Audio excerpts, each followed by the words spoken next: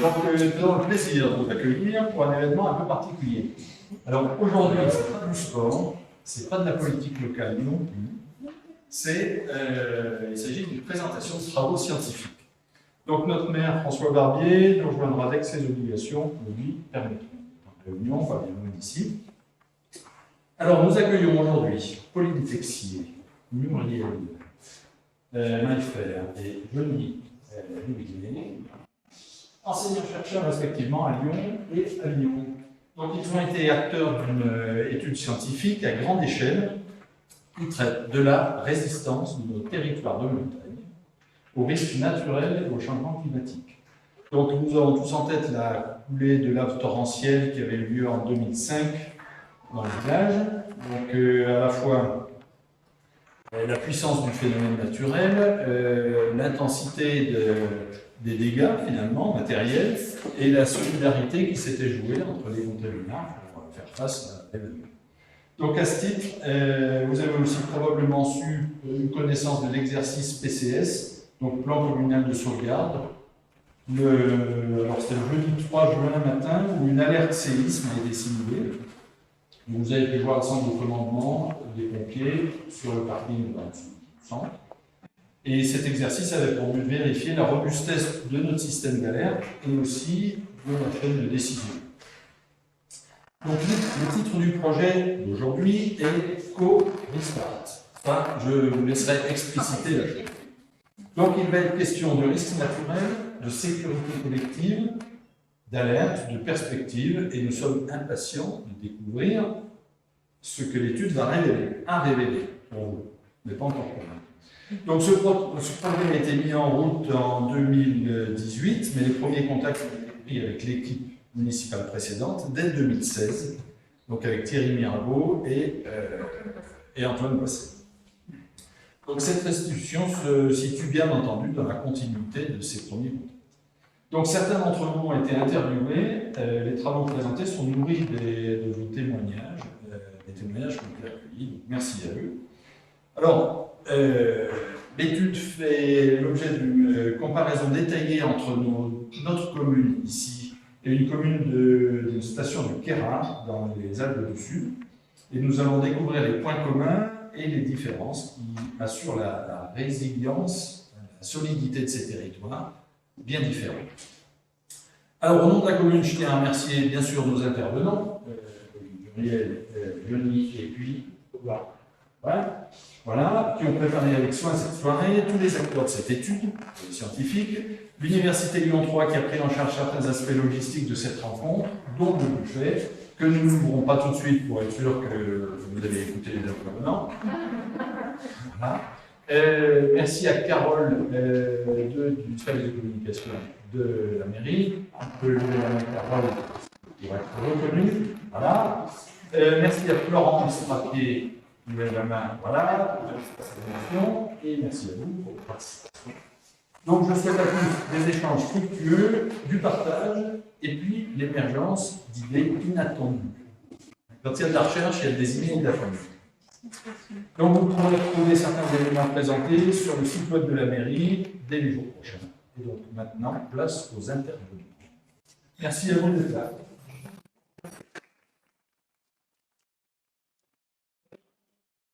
Merci beaucoup, Monsieur Belin, pour cette belle introduction. Je vais prendre la suite pour vous donner quelques idées de ce projet de recherche.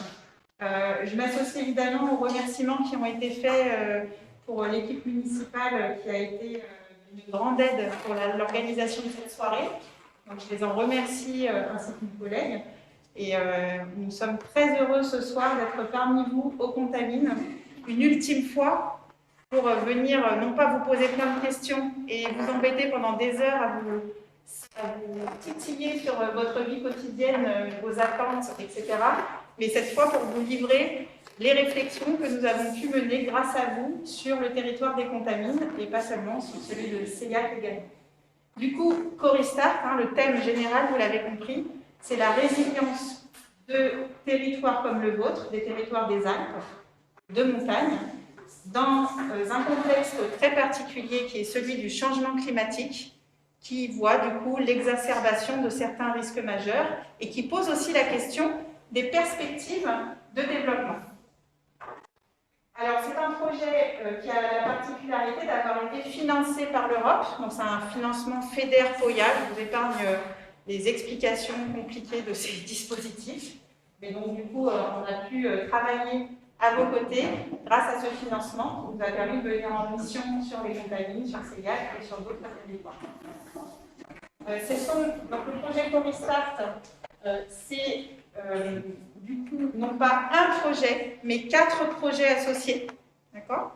Le premier projet s'appelle ADAPT, c'est celui que j'ai piloté à Lyon 3, à l'université Lyon 3 Jean Moulin, et dont Muriel Malfer fait également partie. On a fait l'équipe toutes les deux, mais aussi avec d'autres enseignants-chercheurs sur ce projet, qui vise à accompagner un diagnostic partagé pour un plan de résilience. Alors là, ça vous fait plein de mots compliqués, vous vous dites « Oh là là, ça va être la prise de tête ». On va laisser tout vous expliquer pour que ce soit simple dans quelques instants. Le deuxième projet qui a travaillé au compagnies, c'est le numéro 2, qui s'appelle Communicare, qui visait à communiquer et organiser des stratégies communes pour impliquer le public à propos des risques. Aubin fait partie de ce projet, là. Mais ce n'est pas ce soir que les résultats vous seront communiqués, ce sera un petit peu plus tard. Question d'organisation.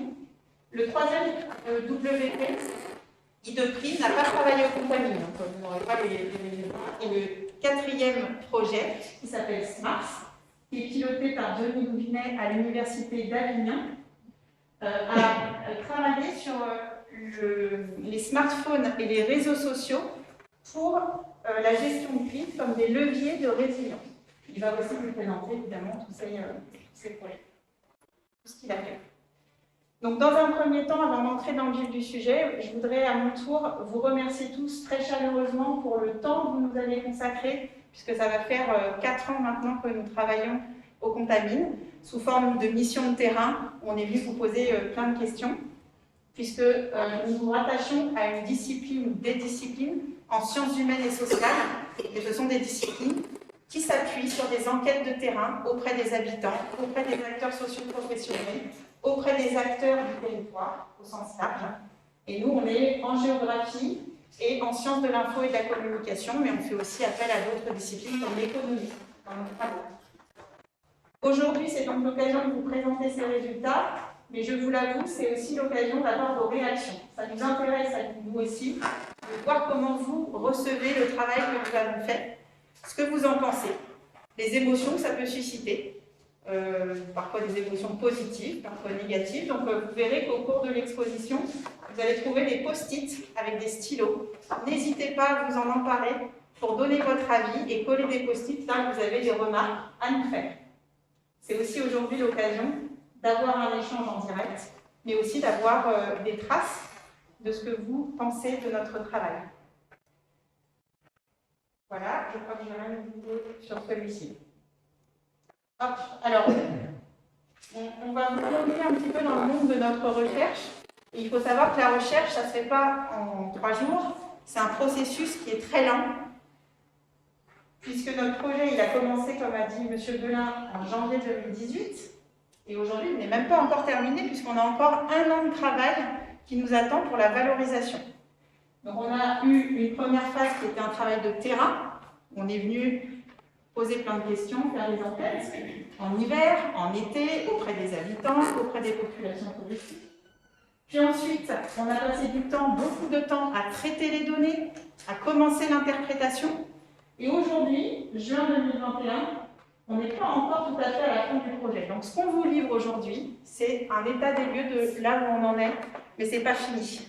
On vous demande donc de l'indulgence aussi, car tout n'est pas complètement terminé. Et il reste une marge aussi de réflexion à mener, et ça sera aussi grâce à vos réactions qu'on pourra le faire. Voilà. Alors, la lenteur aussi du process de recherche a été parfois aggravée par certains événements. Je veux bien sûr penser à la crise du Covid, qui nous a un petit peu entravés dans le bon déroulement de nos travaux.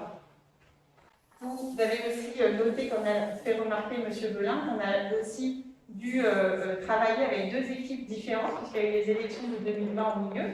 Et on remercie très chaleureusement les deux équipes qui nous ont fait un bon accueil et qui nous ont permis de réaliser tous ces travaux dans les meilleures conditions qui soient.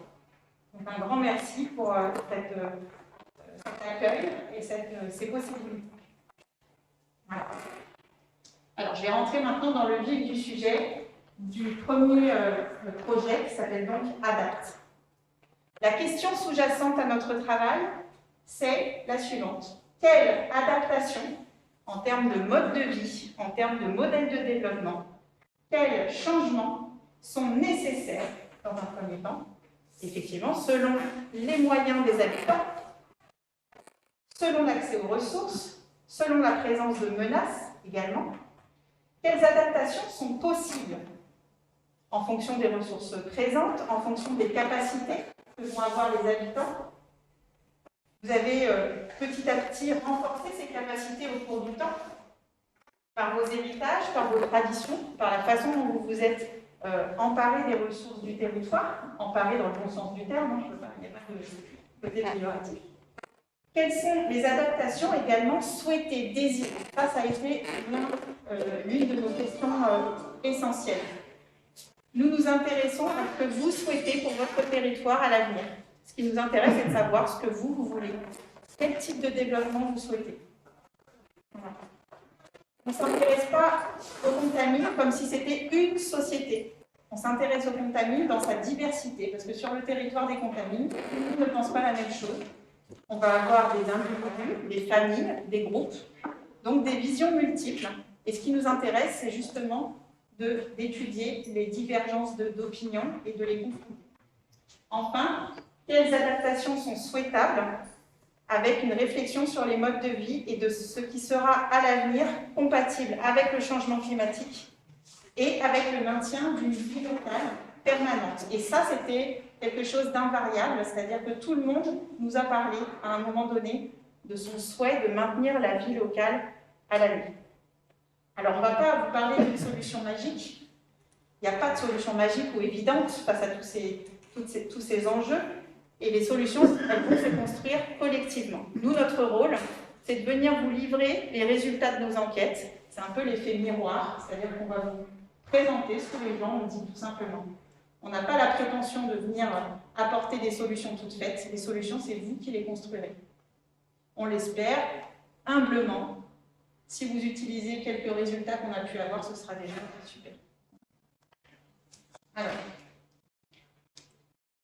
le mot résilience, on l'entend tous les jours, tout le temps, à toutes les sauces, mais qu'est-ce que ça veut dire et surtout qu'est-ce que ça veut dire pour nous dans le cadre de ce projet? Pour nous, la résilience, c'est la capacité, la volonté d'un territoire ou d'un groupe d'individus, de familles, à faire face aux changements dans le temps.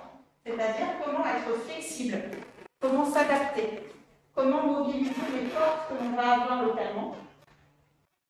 Ça peut être aussi des opportunités extérieures que l'on peut mobiliser. Et comment tenir compte aussi de ses faiblesses pour traverser les épreuves, les crises et les bouleversements, les adversités de tout type. Du coup, derrière cette définition, on va avoir trois implications importantes. Tout d'abord, la résilience implique d'avoir des connaissances. Ça implique de savoir faire un diagnostic, un état des lieux de ce qui se passe aujourd'hui sur nos territoires de montagne. Quelle force, quelle faiblesse, comment les choses se présentent. La deuxième chose, c'est que la résilience implique un processus. On ne peut pas décréter c'est résilient, c'est pas résilient. La résilience, c'est un processus, ça se construit dans le temps. Ce qui nous a intéressés, nous, c'est de comprendre comment la résilience des contamines s'est construite dans le temps. Et la troisième implication de la résilience, c'est le fait qu'elle, nécessairement, implique des inégalités. Tout le monde n'est pas égal face aux adversités. Des personnes sont plus sensibles que d'autres, sont plus vulnérables que d'autres. Et ça montre aussi qu'il y a des visions différentes, des situations très variées. Voilà. Alors, pour répondre à ces questions, vastes questions, on s'est essentiellement appuyé donc sur des enquêtes auprès des multiples acteurs du territoire. 2 ans d'investigation, environ 5 semaines pour nous, les enseignants-chercheurs. On a eu aussi des étudiants qui sont venus pendant 3 mois au Contamine pour faire des enquêtes. Au total, c'est 318 personnes qui ont été interrogées, et sur les Contamines, 162 personnes, réparties comme suit: 42 habitants, 29 personnes ressources qui ont fait l'objet d'un entretien qualitatif qui a parfois duré plus de 2 heures, donc on les remercie pour tout ce temps consacré. On a aussi interrogé des touristes hivernaux et estivaux pour avoir leur point de vue.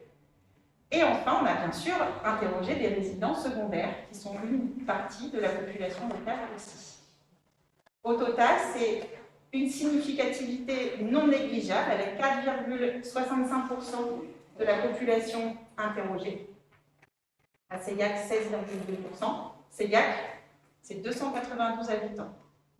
Ce n'est pas tout à fait la même catégorie de démographie. En termes de représentativité, évidemment qu'on a porté un soin particulier à avoir un échantillon représentatif, c'est-à-dire qui ressemble à la population des contaminés, en termes de genre et en termes d'âge, notamment. Et enfin, on a essayé d'interroger la plus grande diversité possible de catégories socio-professionnelles, pour ne pas laisser des gens de côté dans leur opinion. Voilà. Alors, j'en viens à présenter brièvement l'exposition, c'est-à-dire l'espace du Work Package ADAPT, c'est celui qui est ici dans ce coin. Une série de posters où, finalement, cette exposition vous invite à un voyage à travers le temps, ou plutôt une randonnée à travers le temps, ça serait peut-être plus en lien avec la montagne. Une randonnée à travers le temps qui vous permettra de découvrir une première partie des résultats. Vous avez vu que c'était très confus, très dense, on a fait beaucoup de choses, et que ça sera difficile d'avoir toute la connaissance là en une soirée. C'est pas possible. Ne vous inquiétez pas, c'est pas ce qu'on vous demande. Commencez à regarder, commencez à poser des questions. On mettra à votre disposition tous ces éléments pour que vous ayez le temps, si ça vous intéresse, de creuser un peu plus et de lire davantage. Voilà. Alors, comment ça se passe ce voyage? On va remonter le temps. Voilà. Le premier poster, qui est tout à gauche, c'est un poster qui est issu en fait d'une étude bibliographique sur les constats des experts du climat.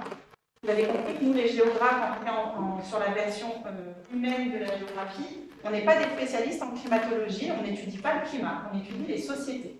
Donc, pour que vous y compreniez mieux par rapport à ce que prévoient les experts, on a été lire toute la bibliographie qui émane des experts sur le climat pour vous livrer une synthèse et que vous sachiez à peu près à quoi vous attendre à l'avenir sur le territoire des Contamines notamment.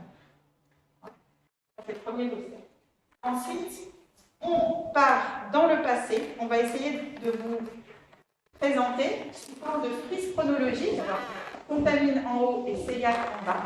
Deux frises chronologiques qui paraissent un peu énormes, et c'est parce qu'elles sont la synthèse de vos témoignages et des archives. On a essayé de reconstruire l'histoire des deux territoires à travers vos récits. Et grâce à ces frises, nous analysons les transitions et les crises. Quand on a changé de modèle, on est passé du modèle agricole plus autarcique vers le modèle touristique, basé sur le ski notamment. On a essayé de comprendre comment la société locale au Contamine a fait cette transition, sur quel moteur elle s'est appuyée. Il y a eu des personnes symboliques qui ont impulsé aussi le changement. On a essayé de comprendre comment la population a pu faire cette transition. On a aussi essayé d'analyser les crises. Vous pensez peut-être à la lave torrentielle de 2005 dont parlait M. Belin. À Seillac, il y a eu une lave torrentielle mémorable en 1857 qui a quasiment détruit le village, qui est ressorti comme ça parce qu'il y a eu une entraide, une solidarité. Ça, c'est un travail qu'on a fait avec Muriel depuis 1 an et demi. Et à travers l'analyse de ces crises et de ces bouleversements, on essaye de voir quelles sont les capacités héritées. Ce qui fait finalement aujourd'hui partie de votre ADN. C'est-à-dire que ce n'est pas oublié. C'est des choses que vous avez traversées, vous ou vos aïeux. Et c'est des choses qui font partie de l'ADN du territoire. Et notre hypothèse, c'est que ces capacités-là, sûrement que demain, dans l'adversité face au changement climatique, on pourra les remobiliser. Ça pourrait être un socle, une robustesse sur laquelle on pourra s'appuyer. C'était l'objectif de ce voyage dans le passé. Puis, retour au présent. Et là, hop, on va faire numéro 3. Le présent, il se compose de 2 échelles. On a travaillé à la fois à l'échelle du massif des Alpes. On a essayé de co-construire avec les acteurs de nos territoires un indice qui permette de situer les communes les unes par rapport aux autres. C'est un indice donc relatif. On a utilisé des variables, beaucoup de variables, qui émanent d'une enquête auprès de 140 communes pour essayer d'analyser à l'échelle du massif des Alpes la résilience des territoires communaux. C'est pour ça qu'il y a plein de cartes. À travers ces cartes, on essaye de montrer des logiques spatiales. On essaye de voir aussi comment, par exemple, le territoire des Contamines se situe par rapport à ses voisins proches, par rapport aux autres communes des Alpes. Ça, c'est à l'échelle plus globale. Et puis à l'échelle locale, deuxième échelle, on a travaillé à passer à la loupe les moyens d'existence des habitants. Les moyens d'existence, c'est tout ce qui fait que vous pouvez vivre au quotidien. Le travail, la nature autour de vous, l'agriculture, le recours à des ressources matérielles, comme par exemple l'accès aux soins, les transports, les routes. Ça peut être aussi les ressources sociales, les réseaux de solidarité, la famille, les amis. Comment vous vous structurez au quotidien? Tout ça, on a pu l'analyser grâce au questionnaire qu'on a fait auprès de 42 habitants au Contamine et 30 habitants à Seillac. Voilà. Et ça, ce n'est pas un poster, c'est un livret diagnostic qui est posé sur la table qui est juste à côté de notre espace. Donc là, c'est pareil, on vous invite à le feuilleter, à commencer à regarder, parce qu'il y a beaucoup de choses, vous ne pourrez pas tout lire en d'un coup, aussi. Mais commencez à regarder. Et que si vous voyez qu'il y a des choses qui vous choquent, qui vous interpellent, qui suscitent des questions, vous avez des post-it à côté, vous pouvez poser vos questions, vous venez nous voir. Ça, c'était le présent. Dernière étape, le futur. Comment vous, les habitants, les résidents secondaires, les touristes estivaux et hivernaux, vous voyez le futur du territoire? Qu'est-ce que vous attendez? Qu'est-ce que vous souhaitez pour l'avenir? Là aussi, on a posé plein de questions à plein de gens. Et on en a fait le dernier poster, celui qui est le plus avant. Pareil, désolé, c'est encore très dense.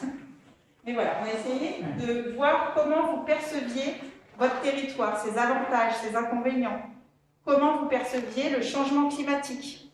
Est-ce que pour vous, c'est quelque chose de concret qui fait partie déjà de votre quotidien ou pas du tout?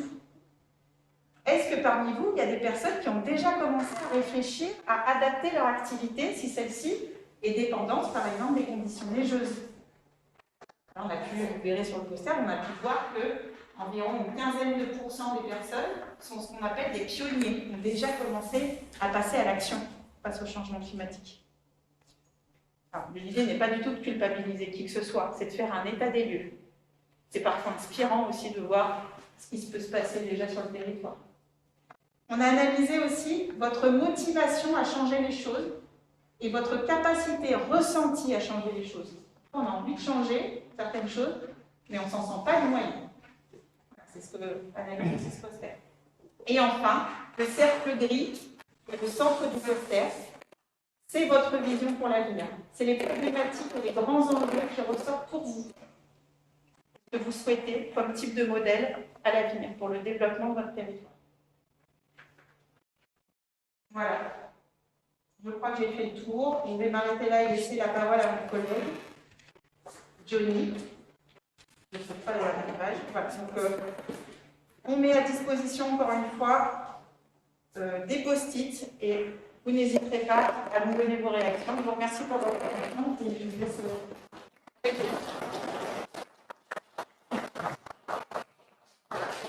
Bonjour à tous. Peut-être plus simple et plus compréhensible comme ça, si vous me permettez. Donc, je suis aussi géographe et nous, on travaille sur 2 thématiques, en gros, réseaux sociaux et applications smartphone. J'étais en train de regarder dans la salle, il y a des pratiques habituelles aujourd'hui, regarder un peu son téléphone régulièrement. On aimerait bien qu'il y ait un smartphone parmi nous, et je pense qu'on a un fort pourcentage. Et je travaille aussi sur l'alerte à la population. Donc, géographe, ce qui nous intéresse, c'est qu'il y a des outils techniques et technologiques qui vont arriver ou qui sont déjà en place, mais il y a toute une dimension spatiale et temporelle, puisqu'en fonction de la dynamique d'un risque, ce n'est pas les mêmes enjeux. Si vous avez une avalanche, c'est subi soudain ou un sinistre, il y a l'exercice PCS de juin. Si c'est un incendie, on a une progression spatiale. Et puis, évidemment, il y a toutes ces questions ensuite de qu'est-ce qu'on met dans le message, finalement, pour informer ou alerter. C'est aussi une épineuse question. Donc, nous, on a mené ce projet-là depuis 2018. Il y a eu 2 phases d'enquête au début 2019 et début 2021. On a entrecoupé entre deux. Donc, je vous remercie, évidemment. Je ne sais pas si certains d'entre vous ont répondu à ces différentes enquêtes dont je vais vous parler tout à l'heure. Alors, le contexte, il est assez évident. Une seule diapo. On va faire de prendre l'apéro après, évidemment, ou d'échanger ensemble. L'idée, c'est que les réseaux sociaux et les smartphones, il y a des avantages aujourd'hui qui sont reconnus par beaucoup de personnes, la population, mais également les gestionnaires, c'est pas toujours évident, mais il y a des bénéfices qui sont intéressants. La détection de l'événement, ce qu'on appelle les signaux faibles, qui sont les signaux annonciateurs d'un événement dangereux, dommageable, je ne parle pas de crise. On a également des remontées d'informations qui sont intéressantes. Vous, citoyens, si vous faites face à un événement dangereux, vous pouvez prendre une photo et la remonter, mais à qui? Aujourd'hui, il y a des outils qui existent pour remonter cette information-là aux acteurs du territoire, acteurs de secours et élus. En contrepartie, évidemment, les acteurs de secours peuvent dimensionner, calibrer les moyens. Si on voit des personnes qui sont en situation dangereuse, autant les sauver maintenant, dans l'inconnu. Et il y a un flou toujours au début de la gestion d'un événement. Et puis, c'est aussi un outil important parce que les gestionnaires, les élus, je pense à eux notamment, doivent être les premiers acteurs qui doivent rassurer et donc ils doivent envoyer un message d'information ou d'alerte en fonction des événements ou des informations dont ils disposent en temps réel. Et ça, c'est aussi l'épineuse question. Est-ce qu'on vous informe en sachant qu'on ne sait pas tout ou est-ce qu'on attend de savoir? Et ce délai-là, il peut durer 5 minutes, 10 minutes, 3 heures. Je prends un autre événement pour sortir du territoire, même si je vais revenir dessus. Sur l'incendie à Lubrizol, dont vous avez sans doute entendu parler, qui était rond, comme ça j'élargis fortement l'échelle, le préfet a estimé qu'il fallait alerter la population à 7h45 du matin, alors que l'incendie a commencé à 2h40. Mais est-ce que j'envoie une alerte à la population à 3h du matin, etc., etc. Voilà un peu les questionnements qui nous intéressent. En sachant, on va aider les gens ici, que évidemment, les informations qui sont remontées aujourd'hui sur les réseaux sociaux, c'est un potentiel important et intéressant parce que ça permet d'être au courant même quand on est à distance. Ce qu'on ne pouvait pas faire avant. Donc le potentiel est considérable. Vous avez à peu près la moitié de la population qui a un compte sur Facebook, 18 millions Instagram, Twitter, et puis après il y a les autres nouvelles générations, dont très peu de personnes sont ici, mais TikTok, Signal, etc. Donc il y a aussi un effet générationnel. Et ça me permet aussi de rappeler que le projet, on l'a écrit en 2016, donc il y a 5 ans. Avant de l'avoir et avant de débuter le projet, il a fallu réfléchir. Et en 2016, en fait, on avait quand même un effet générationnel qui avait tendance à se tisser aujourd'hui, c'est-à-dire que beaucoup de personnes aujourd'hui ont un compte social, et vous verrez les résultats sur les contamines, on est même au-dessus de la moyenne nationale. Soit grave que ce soit significatif, évidemment. Alors, on a eu pas mal de questionnements. Alors, pour faire très simple, on a eu un questionnement sur le potentiel spatial. Quelles sont les zones qui sont couvertes par les réseaux de télécommunications, notamment 4G, 3G? C'est un peu le premier poster. Alors, le premier poster, c'est plutôt sur l'état des lieux. Je vais enchaîner vite sur le deuxième. Je pense que vous le savez mieux que moi, mais il y a des endroits où vous captez bien et d'autres où vous captez moins, voire peut-être le réseau italien. Voilà. Donc, ça pose des vraies questions. Si on fait un outil et déployé sur la 4G, la 3G n'est pas inclue. Et sur les contamines, il y a une partie du territoire qui n'est pas couverte par la 4G. Ensuite, il y a le potentiel, entre guillemets, politique. Quel est le rôle de ces médias dans la gestion de crise, ce que je disais tout à l'heure, et est-ce que les autorités y font confiance ou pas? Donc il y a eu des interviews, évidemment, avec différents acteurs à différents échelles. Et puis après, vous, les habitants, quelles sont vos pratiques quotidiennes, individuelles? Est-ce que vous avez un compte? Certes, c'est intéressant, mais est-ce que vous y relayez des informations sur les risques naturels? On descend très fortement dans les statistiques. Et puis, est-ce que vous seriez prêt à être informé ou alerté via ces outils-là? Donc ça, c'est les questions de recherche. Alors, on a mis en place différents protocoles, différentes données, différentes phases d'enquête. Je reviens sur les choses qui sont traduites, pardon, sont mal traduites. Il y a eu 196 habitants qui ont répondu dans les 4 territoires. Donc nous, on travaille sur les contamines, on travaille sur Seillac, ce qu'a dit Pauline, mais il y a également Clé qui est à côté de Grenoble, et puis Mont Ventoux, parce que d'Avignon, c'est la seule montagne que l'on a à proximité.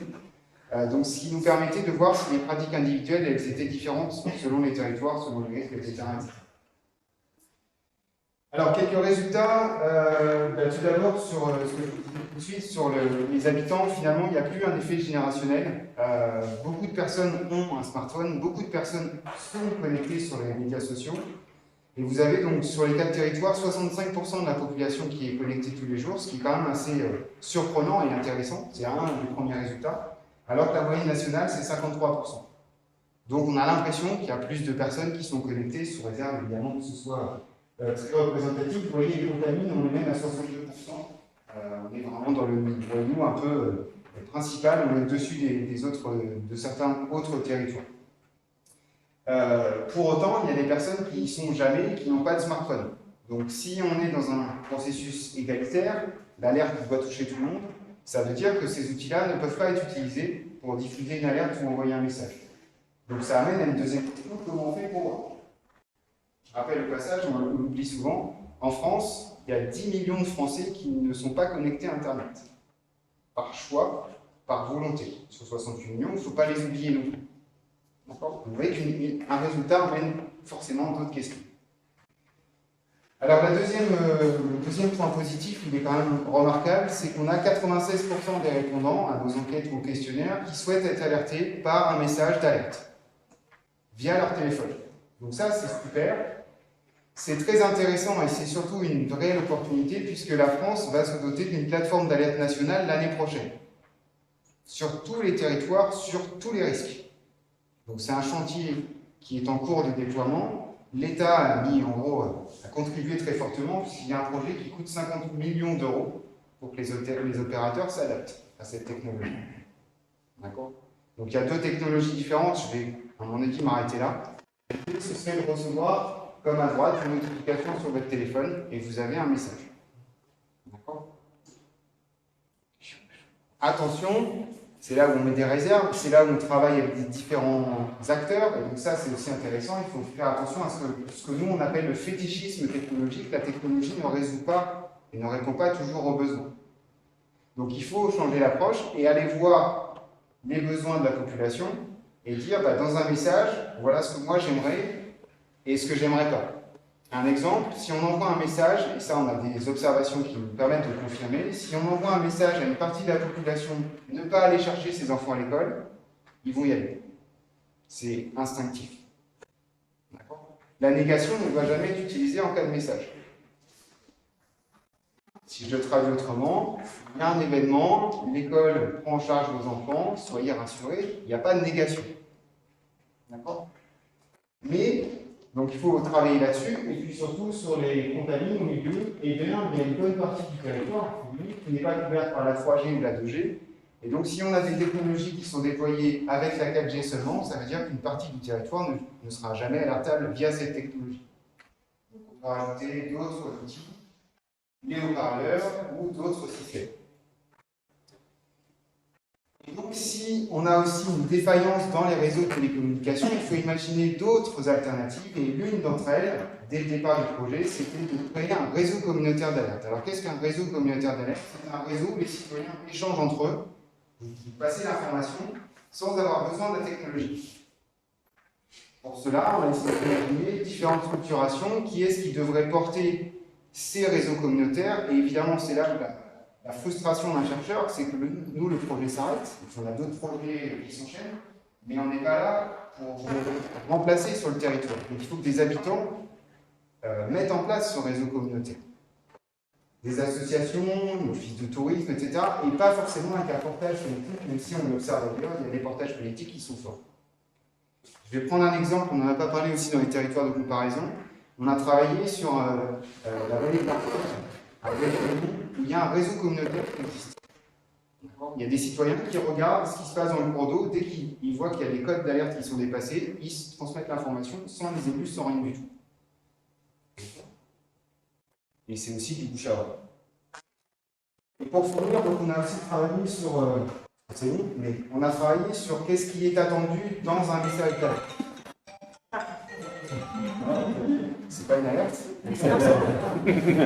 Alors, sachant que sur certaines technologies, vous avez aussi un son qui est particulier, qui est associé à la réception d'un message indiquant une alerte. D'accord. Donc, nous, on a fait beaucoup d'exercices avec la population et on demande ce que le public attend. Donc, il y avait un exemple ici d'un vrai message qui a été envoyé. Alors, c'est un message en anglais, mais c'est une alerte tsunami en Nouvelle-Zélande, à Auckland, le 5 mars 2021, donc c'est très récent. Et on peut voir si le message correspond à ce qu'on a observé ailleurs. Donc il y a bien un son. Merci Pauline d'avoir fait la simulation. Il y a la crédibilité de la source. Qui est-ce qui envoie le message? Est-ce que si c'est l'État avec un acronyme qui s'appellerait FR Alert, est-ce que ça vous parle ou est-ce que vous préférez que ce soit la mairie, la préfecture? Donc ça, il y a une confiance en l'émetteur qui est reconnu, qui est bon ici puisqu'on a le Emergency Alert, et puis c'est un système national qui est connu en Nouvelle-Zélande. La complétude, c'est est-ce que le message contient la description de l'événement, les consignes, qu'est-ce que vous devez faire, et ils vont même plus loin, parce que vous voyez qu'il y a rapidement une hiérarchisation dans les consignes.